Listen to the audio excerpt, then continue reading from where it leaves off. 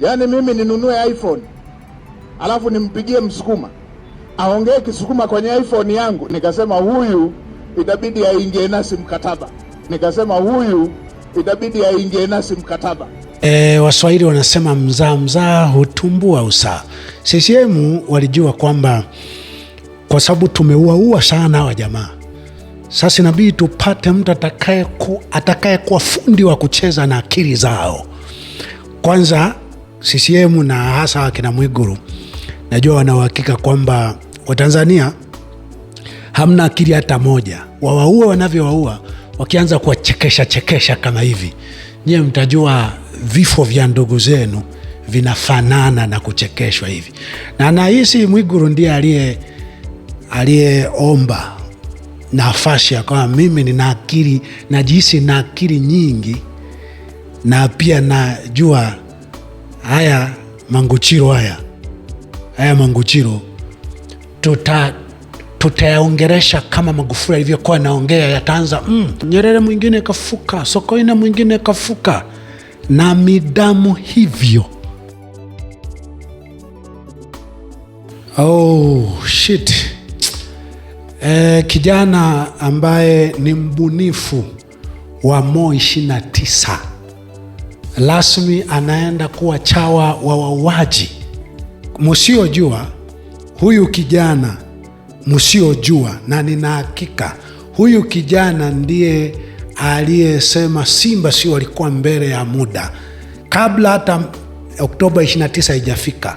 Huyo kijana ndiye aliyebuni hiyo Mo 29 kabla hata 29 yenyewe, kwa sababu yeye alisema hiyo Mo au M inamaanisha maandamano, O inamaanisha Oktoba 29, akasema Simba walikuwa mbele ya muda. Huyo kijana sasa ni dhahiri anaweza asikwepe huo mtego. Ni dhahiri inawezekana kabisa anaenda kuwa chawa wa wauaji. Lakini hatujakaa sawa, akatokea nikafuatilia, nikaambiwa huyo naye ni wa Njombe. Yeye watu wa mkoa wa Njombe wabunifu sana. Juzi tena nikafuatilia, nikamkuta kijana mmoja Davis Nziku, na nimekubaliana na Wasukuma wenzangu, kwa sababu anatengeneza fedha kupitia Wasukuma, itabidi tuingie naye mkataba. Sijui kama yupo Davis Nziku. Niwape tu vionjo vyake viwili. Kimoja wapo, siku moja nikawa naangalia kwenye mtandao, ameandika, unajua serikali haiko serious. Sasa mimi kama mtendaji mkuu wa serikali nikataka kujua serikali haiko serious, na mimi ndo mtendaji wake mkuu, niko serious hivi, hii serikali haiko serious vipi? Kuja kufuatilia kwenye maneno, anasema unajua serikali haiko serious hivi, serikali inaruhusuje katoto kadogo kanakuwa kasukuma, singeacha kakuekue. Nikasema huyu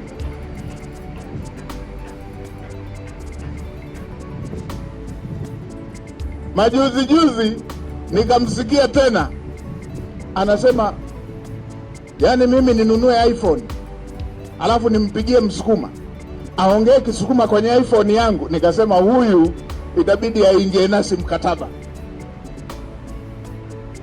Niliyoambiwa ni wa mitaa hii hajafika. Juzi hapa nimetoa klipu fulani ambayo imemsababisha Ananja kunyea mdomo. Kanya kweli. Kanya. Nizungumzia kuhusiana na kinachofanya machawa, sababu 6 zinazofanya machawa wafikie kuwa machawa. Zilikuwepo nyingi. Ya kwanza ni kwamba anasema maneno hayana makali, hayawi na makali kwa wauaji, kwa watu wenye dhuluma, hayawi makali yale maneno. Anajikuta yanaanza kuwa friendly, yanaanza kuwachekesha, wanaanza kuya review. Kama akina Mwigulu nafikiri anaweza ka review kirahisi maneno ninayosema mimi. akireview na mpandia hewani kwamba maana yangu sio hiyo, haliwezi likakufurahisha uliyekalia kiti cha damu. Siwezi kutoa neno likakufurahisha uliyekalia kiti cha damu. Umekaa kwenye shingo za watu, kwenye damu za watu zinamiminika, wewe ndio umekaa hapo kama waziri mkuu kwenye serikali ya damu. Kama una namna yoyote ya kujihisi ni mwema, akina Musa walijiuzuru, walikataa kiti cha binti Farao, nafasi kuitwa mwana wa binti Farao. Hiyo ndio njia pekee ya watu walioonyesha uzalendo, walio dhidi ya utu, dhidi ya ubinadamu na dhidi ya haki. Sababu nyingine nilisema kwamba mara nyingi mtu anageuka kuwa chawa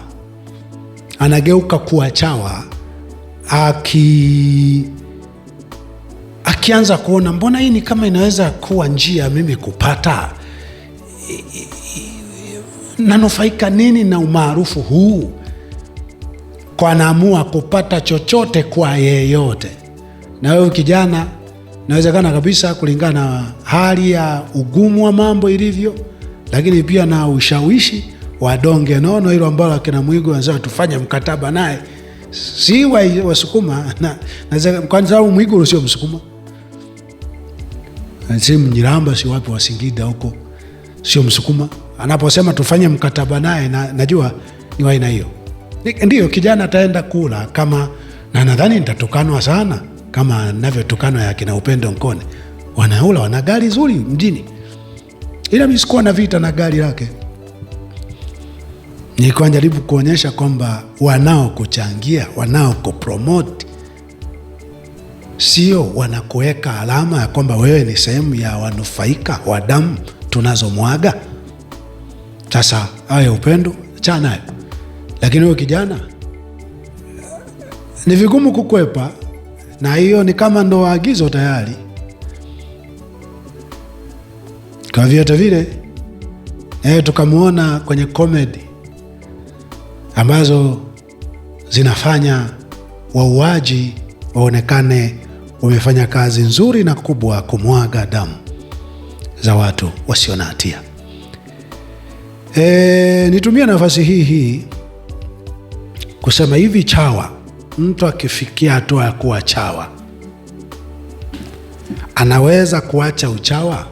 Jibu ni sio rahisi. Kuacha uchawa ni kifo. Kuingia kwenye uchawa ni sherehe. Kunakuwa na namna nyingi ya mapochopocho na ulaji, lakini katika mali inayouma ni mali ya mwizi. Yaani kwa mfano, mwizi akiibiwa huwa ni mkali sana. Mara nyingi anapiga sana mwizi aliyemwibia kwamba hii hela unayoiba ilipatikana kwa hatari, kwa ukatili mbaya, ukaniibia wewe. Mwizi ni mkali sana kuibiwa. Mwizi ni mkali sana kuibiwa. Mwizi ni mkali sana kuibiwa. Mwizi. Kwa hiyo hawa machawa, hawa wafuga chawa, wazalisha chawa, wakikuzalisha kwa pesa nyingi, wakakupa nyingi, wasifie, useme hiki, useme hiki, na ukafika mahala ukaona no, inatakiwa niache, hicho ni kifo.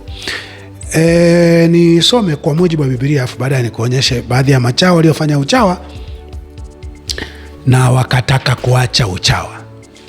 Uchawa ni nini? Kwa mujibu wa Biblia, Mithali 17 mstari wa 15 inasema, yeye asemaye kwamba asiye haki ana haki, naye asemaye kwamba mwenye haki hana haki, hao wote wawili ni chukizo kwa Bwana. Kazi ya uchawa ni yeyote aliye mwema kumsema mbaya na yeyote aliye mbaya kumsema mwema, kwa sababu ya posho unalolipata kwa mbaya anayekulazimisha umseme kwamba ni mzuri. Kwa hiyo siyefahamu mchawa ni hao. Katika Mithali 28 mstari wa 4 sema, wao waiachao sheria huwasifu waovu, bali wao washikayo sheria hushindana nao. Kwa hiyo chawa ni mtu anayesifia waovu, anayesifia wabaya.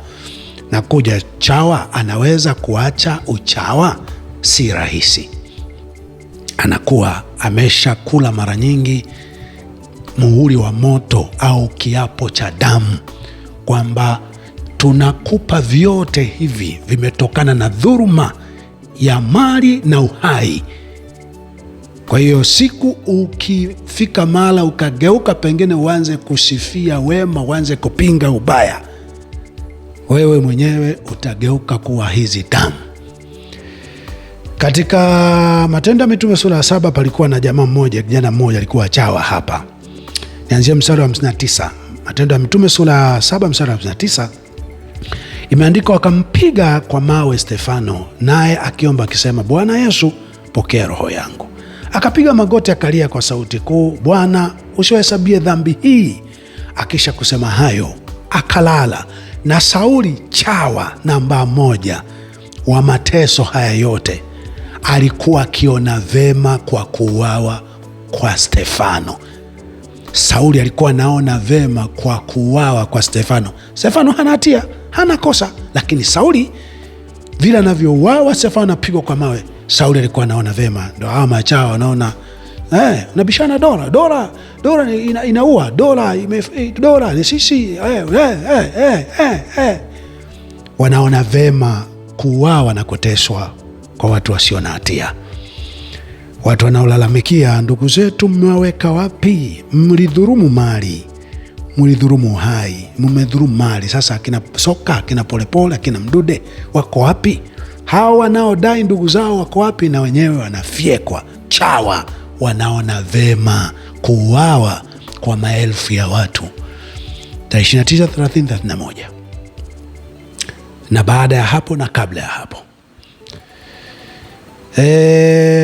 Matendo 8 mstari wa 3, Sauli akaliharibu kanisa, akaingia kila nyumba na kuwaburuta wanaume na wanawake na kuwatupa gerezani. Sauli akawaharibu watu wema. 9, akachukua barua kwamba wa Yerusalemu hapa wameisha, naomba niende na Dameski. Huko ndio akakutana na rehema za Mungu. Baadaye akawa sasa nataka kuacha uchawa, akataka kuacha uchawa. Hali ilikuwaje? Kifupi ni kwamba mwisho aliuawa, lakini kupitishe tu katika mapito aliyopitia. Kwanza anapoitwa na Mungu, Mungu anamwambia ulikuwa unafanya uchawa, sasa utafanya hiki walichokuwa wanafanya hawa uliokuwa unawaua. Alafu hivi vilivyokuwa unawaua na wewe utateswa sana, na baadaye utakuja kuuawa. Kwa nini? 9:23 imeandikwa kusema, hata siku nyingi zilipopita, Wayahudi wakafanya shauri ili wamuue Sauli, lakini hila yao ikajulikana, na Sauli wakamvizia malangoni mchana na usiku wapate kumuua. Wanafunzi wake wakamtoa usiku, wakamshusha ukutani, wakimteremsha katika kapu. Ni hapo hapo Dameski kageuka, kaanza kufanya kile ambacho alipokuwa chawa alikuwa anaua watu. Wale watu walitafuta kumuua. Maisha yote ya Paulo akiwa Sauli yalikuwa ni maisha ya kukamatwa, kuwekwa gerezani, kuvuliwa nguo, kupigwa, kufungwa gerezani, kuwindwa, kuonewa, kuteswa, na mwisho aliuawa. Je, watu wa Mungu si na yeye anauawa? Kwa hiyo kumbe hakuna sababu sasa ya kuwa mwema.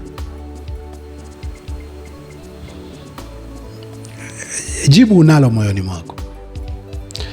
Mimi nikwambie tu, unaweza ukafuta kovu la uchawa, lakini utalifuta kwa gharama kubwa.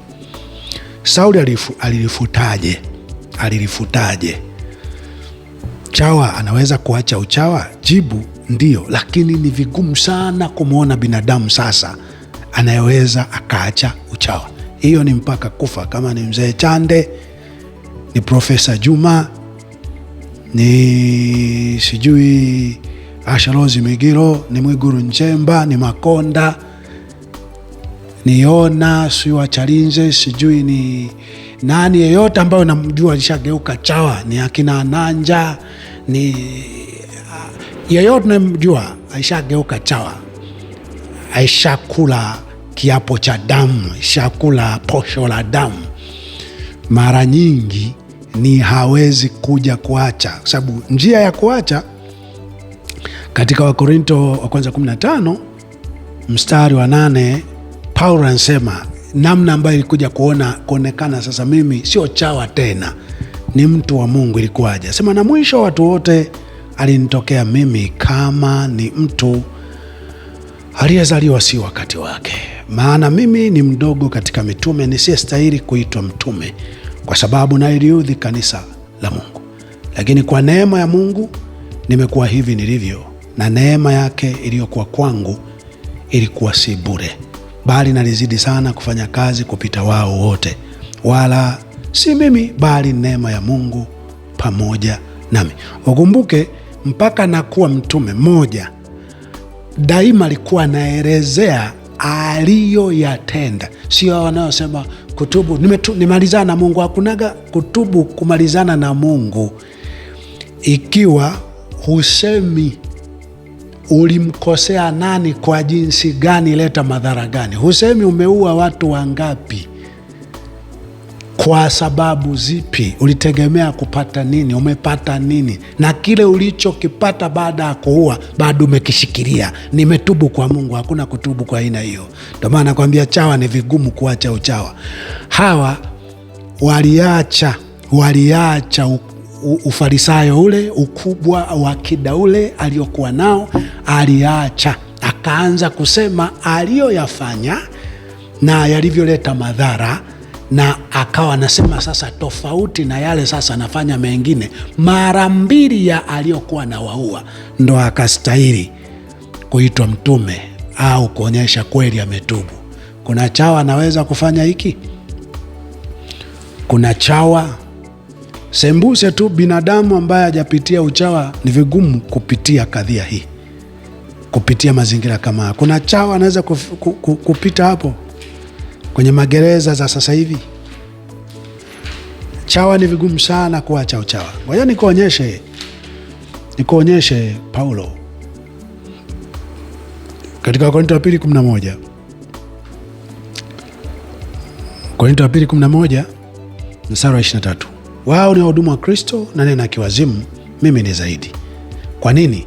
Kwa sababu kama wao walitaabika, basi mimi katika taabu kuzidi sana, nimewazidi sana kutaabika, kuteswa.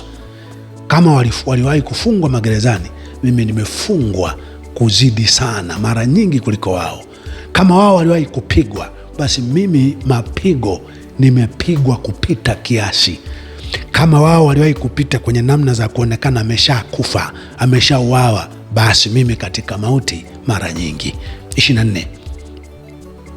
Kwa Wayahudi mara 5 nalipigwa mapigo 40 kasoro moja, mara 5. Huyo ndo chawa anaacha uchawa. Huyo ndio chawa anaonyesha kwamba sasa mimi sio chawa tena. Ona aliyopitia. Kwa Wayahudi mara 5 nalipigwa mapigo 40 kasoro moja, mara 5 zidisha. Mara 3 nalipigwa kwa bakora, mara 1 nalipigwa kwa mawe, mara 3 nalivunjikiwa jahazi, kuchwa kucha nalipata kwa kilindini. Katika kusafiri mara nyingi, hatari za mito, hatari za wanyang'anyi, hatari kwa taifa langu, hatari kwa mataifa mengine, hatari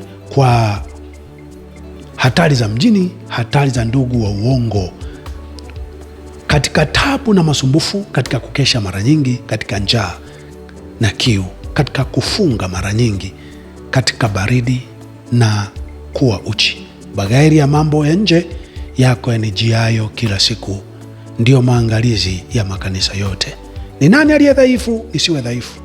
Ni nani aliyekwazwa nami nisishukiwe?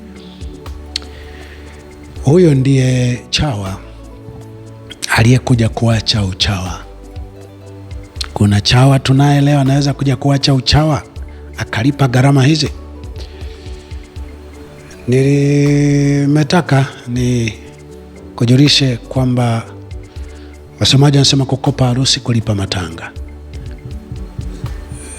Vingi rahisi unavyovipata kwa njia haramu, ni vyema ujue vitakuacha kwenye majuto ya Yuda Iskarioti.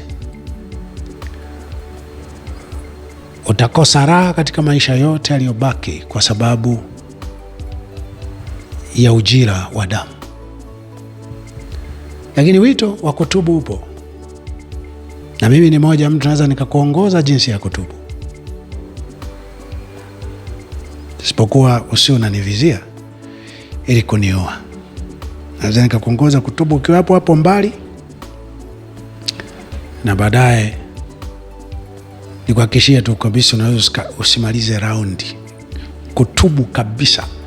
Unaweza usimalize mwaka ukiwa hai, ukiwa uraiani. Ndani ya miezi 6 mitatu utakuwa aidha umeshauawa au ulishafungwa. Nani awezaye kutubu, hasa aliyefikia kiwango cha uchawa? Walielewa? Asante. Hongera kwa kunisikiliza.